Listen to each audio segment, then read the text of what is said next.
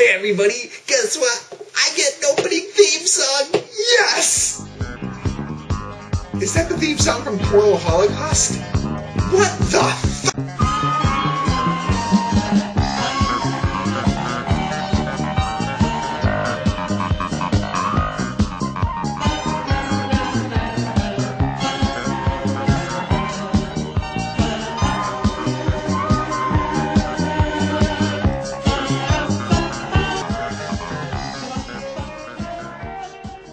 Hello, this is that creepy bald guy known as Martial Horror, and you know what? I'm in the mood to tear down the hopes and dreams of a not-so-popular reviewer, in this case, Tacolad07, who hasn't even updated it in quite some time.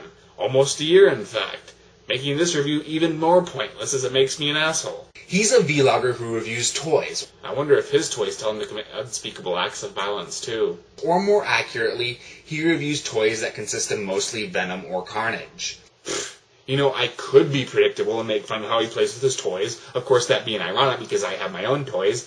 But that would just be too predictable, and I'm not predictable at all. No. He plays with his fucking toys. Yeah, no, I'm not predictable. No. Limiting what you're reviewing like this is a good thing and a bad thing. The good thing being that he has a direct audience. The bad thing being that it's a very limited audience. But let's see how well he does and how we can help him improve. The main priority is the information. He has joints on his wrists, elbows, and shoulders. His head is fully, can turn all the way around. And let's see. He has joints on his knees and his torso. We'll talk about the toy's functions, its design, and its playability. So this is the mask and all. Get up close to his teeth. Everything is really, really distinguished from every little detail. You got like the muscles of his mouth. I don't know. He has all the right information, but he doesn't know how to deliver it. The structure of his reviews is unfocused and all over the place. Considering how he's filming it, he could have easily read off of notes or even directly scripted the whole review. If he did this, his reviews would be much more precise and would have a stronger rhythm.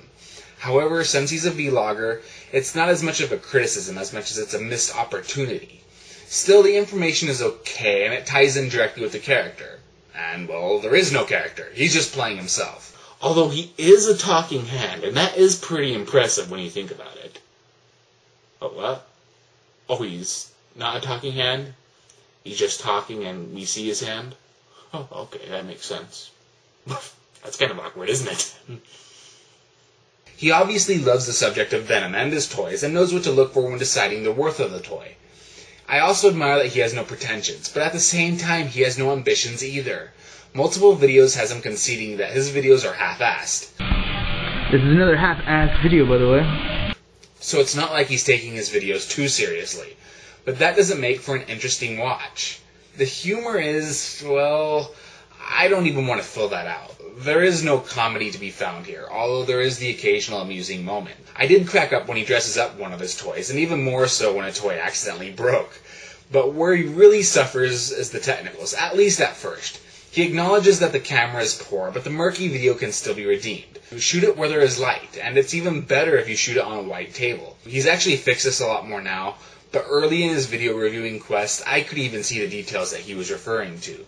The audio is sometimes okay, but sometimes there, well, is none. Sometimes there is music in the background too, which slightly drowns his voice out.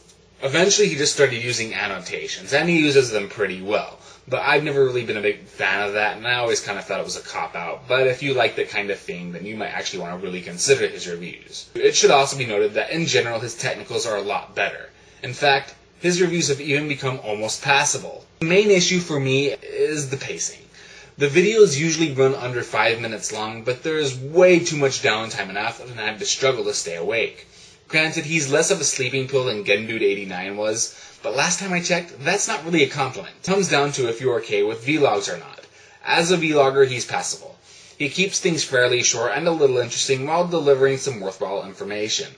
But I've never really been big on vlogging, and as a general reviewer, he's just not very good. He has the right info, he just can't present it well enough. As a vlogger, I'd rate him probably a 2 out of 4 stars. But as a general video reviewer, I'd rate him 1.5 out of 4 stars. But he's not too far from the 2-star rating, and I don't want to say that you should certainly avoid him.